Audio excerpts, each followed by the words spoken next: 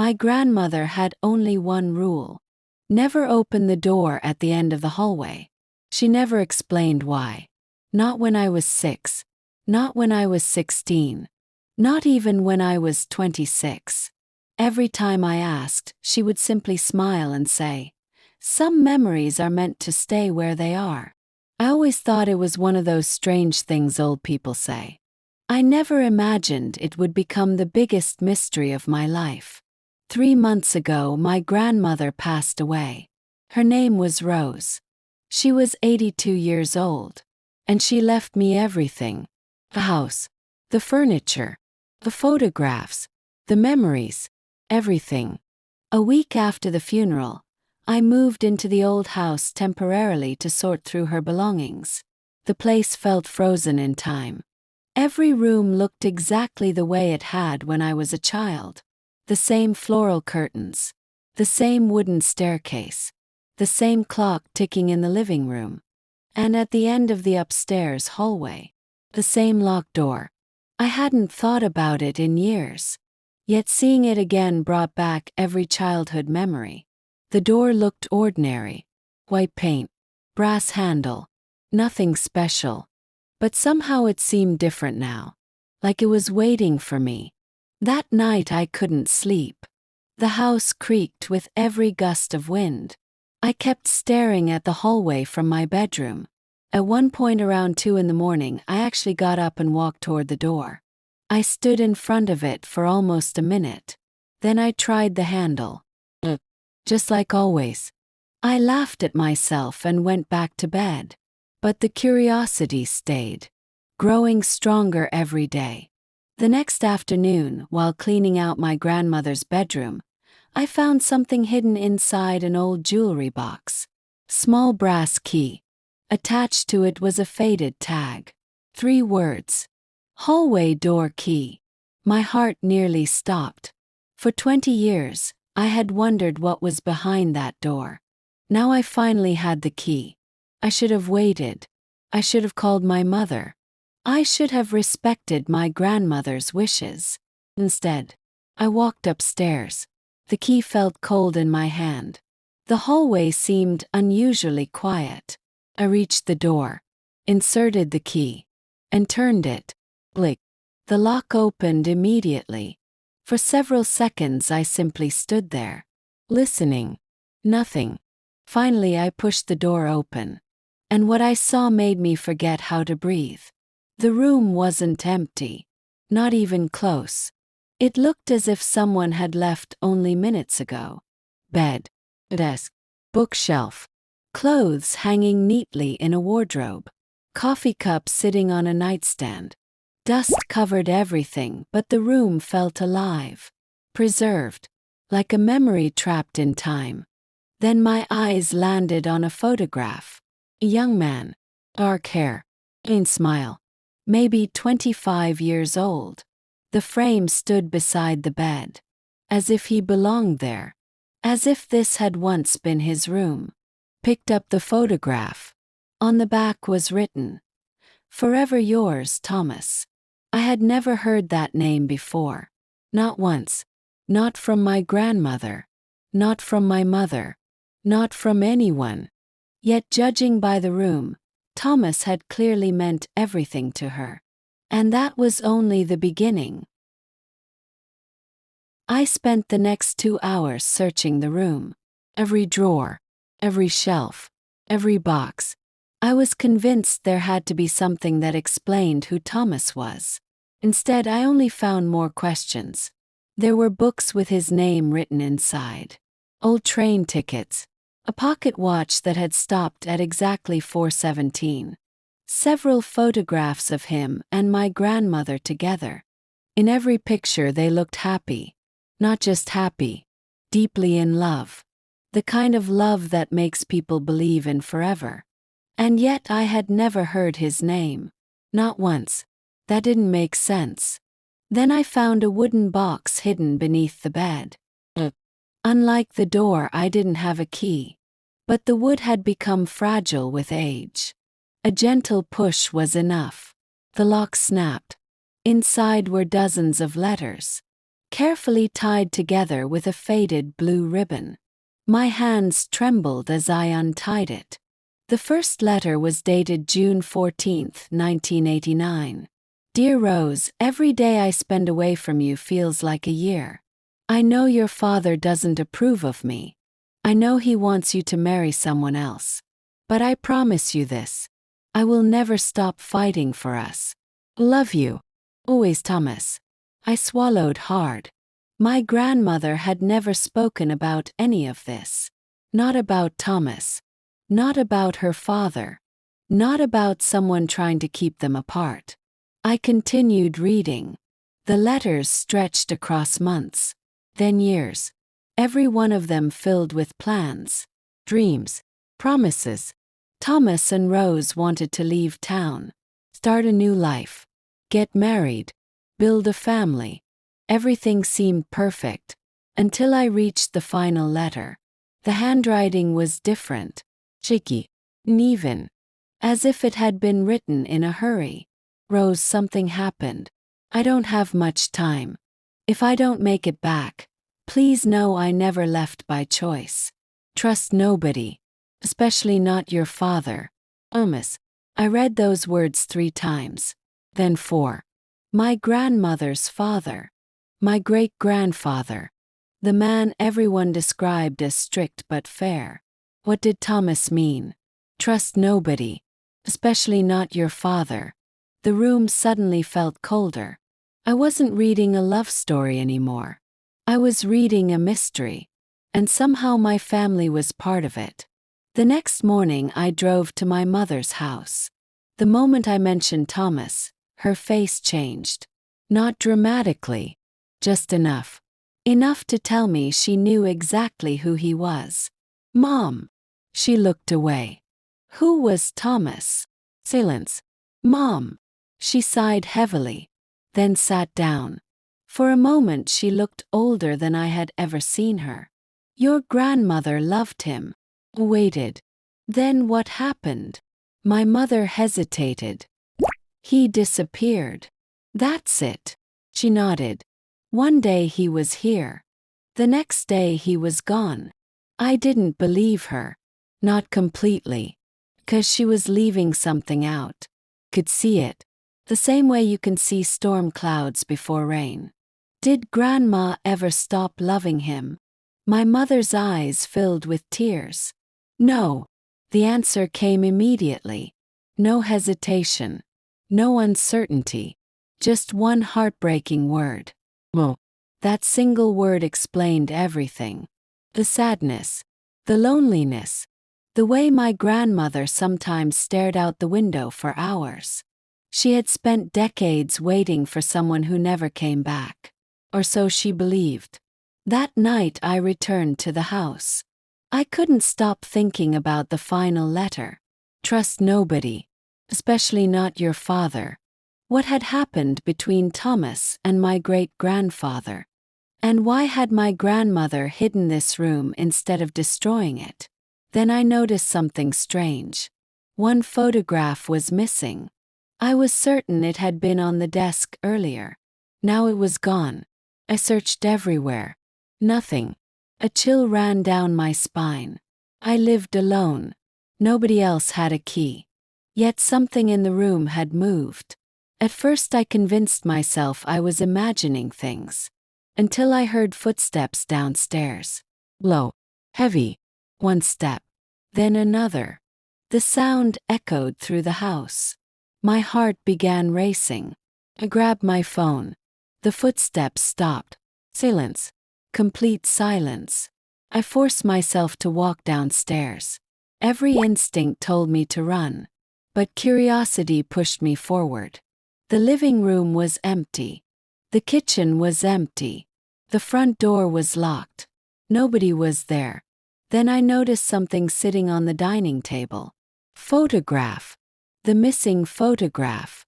Someone had placed it there. And on the back, written in fresh ink, were 6 words.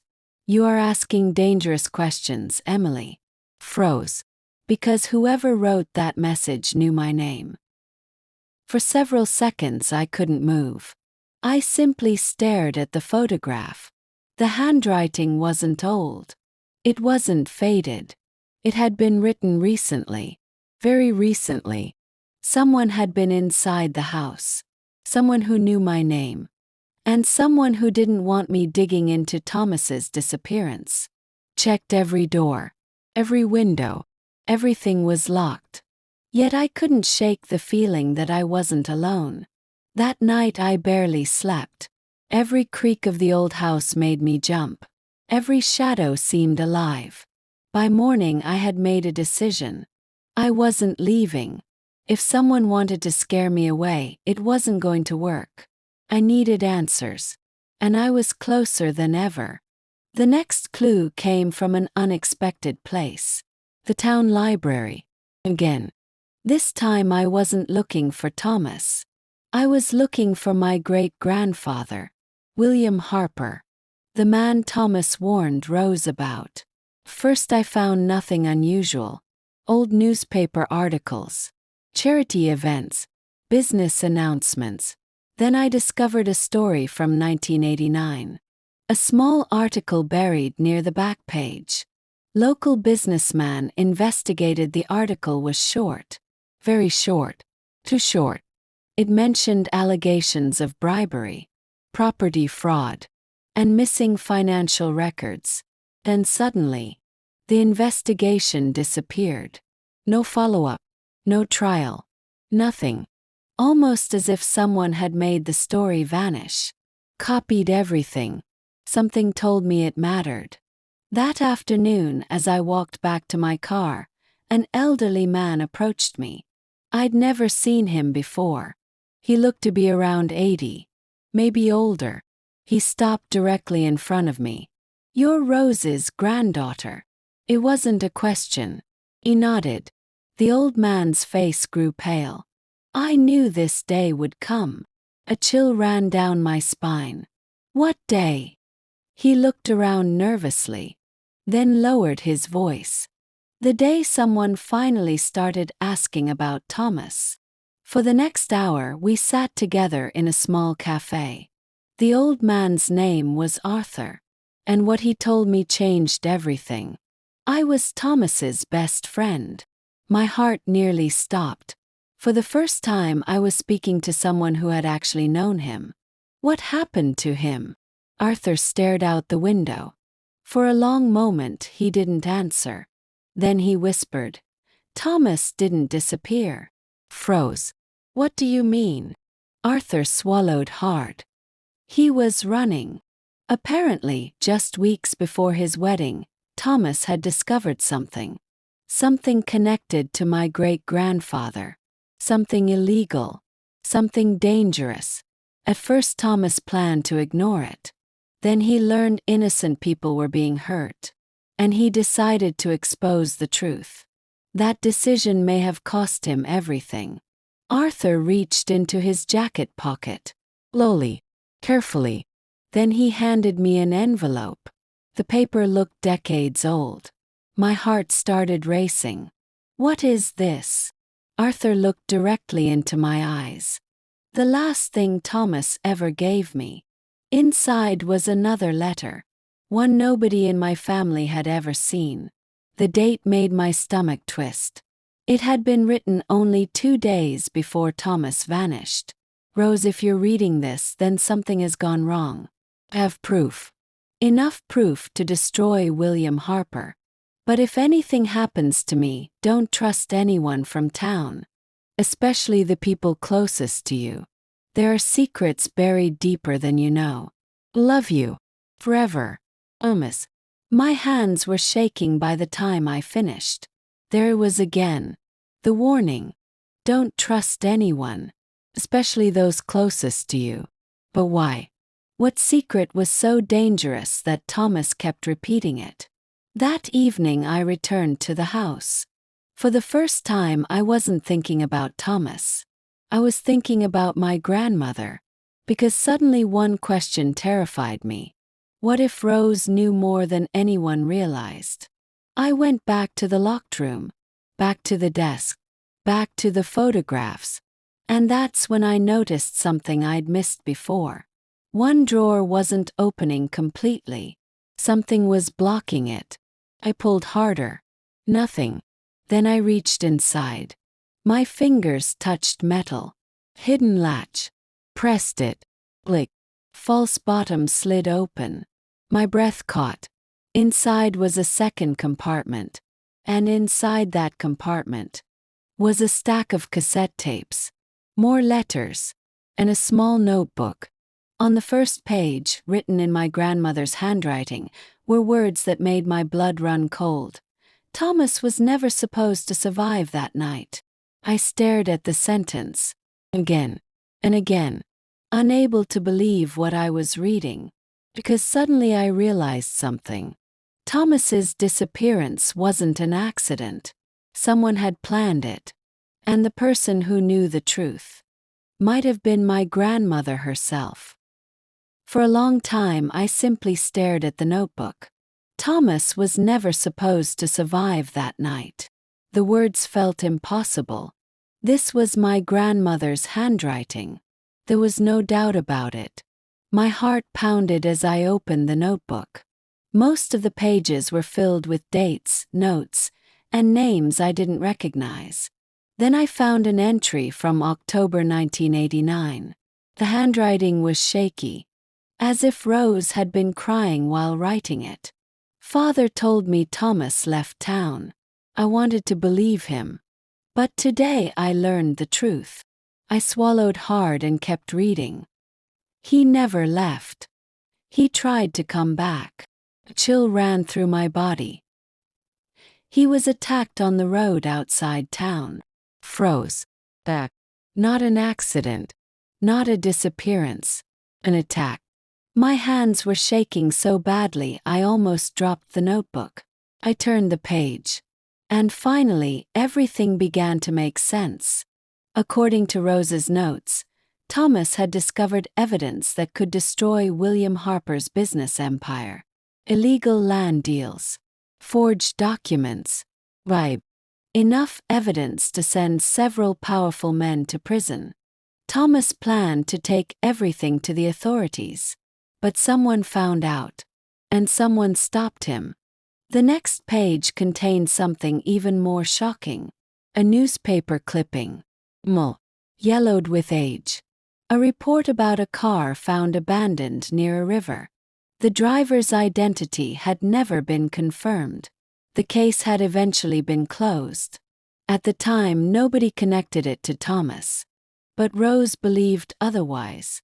I suddenly remembered the cassette tapes. I grabbed one immediately. Luckily, there was still an old cassette player in the house. The machine crackled as the tape began. Then I heard my grandmother's voice. Young, nervous, afraid. I had never heard her sound like that before. Today is November 4th, 1989. Long pause. If anyone ever finds this recording, it means I failed. My heart stopped. Rose explained everything. After Thomas disappeared, she began investigating on her own. The more she searched, the more dangerous things became. People started following her, threatening her, watching the house. Then one night someone left a warning on her porch. A photograph of Thomas. And one sentence. Stop looking. She didn't stop. Instead, she kept collecting evidence. Secretly. Carefully. For years. Then came the biggest revelation of all. One that changed everything. One that even Rose didn't learn until decades later. Near the end of the recording, her voice broke. Thomas survived. I nearly fell out of my chair. I rewound the tape. Played it again. The words were the same. Thomas survived. According to Rose, Thomas wasn't killed. The attack left him severely injured. A passing truck driver found him and took him to a hospital hundreds of miles away. Thomas suffered memory loss. For years, he couldn't remember who he was, or where he came from, or Rose. Tears filled my eyes. All these years they thought he was gone. And he was alive. Rose eventually discovered the truth decades later. By then, both of them were old. Much older. And that's when the story became heartbreaking. She found Thomas. She actually found him. Living in a small coastal town. Retired. Alone. Still carrying pieces of a life he couldn't fully remember. I listened in complete silence. Rose described their reunion. The way Thomas stared at her. The way tears filled his eyes. The way fragments of memory slowly returned. Their first dance. Their first kiss. Their plans. Their dreams. Everything. But there was one problem. They had lost too much of it. 40 years. 40 years stolen from them. Then came the final recording. The last cassette. The last secret. Rose's voice sounded peaceful. Almost happy. Emily. Froze. She had said my name. If you're listening to this, then I'm gone. I felt tears forming immediately. There's something I never told anyone. Then. I spent the last 3 years of my life with Thomas. Covered my mouth. They had reunited. Quietly. Secretly. Neither of them wanted attention. Neither of them wanted revenge anymore. They simply wanted the time they had left. Rose explained that Thomas passed away 2 years before her. And after his death, she locked the room forever. Not because it was painful, but because it was precious. A place filled with memories. A place where their story could survive. Then came her final words. Words I still think about today. People believe true love is about finding the right person. I think true love is refusing to forget them. I cried for a long time after the tape ended. Not because the story was tragic, but because it wasn't. Not really. Yes, someone stole decades from them. Yes, they suffered. Yes, they lost years they could never get back. But in the end, they found each other again. A month later, I visited Thomas's grave. For the first time, I placed one of Rose's old photographs beside the headstone. The same photograph that had started everything. Then I smiled. 'Cause for the first time I knew the whole story. Not the rumor. Not the lie. The truth. As I turned to leave, I noticed something carved beneath Thomas's name. Almost hidden. 3 simple words. Forever yours, Rose. And suddenly I understood why my grandmother had never spoken about him. Some love stories are too important to tell. They are meant to be discovered.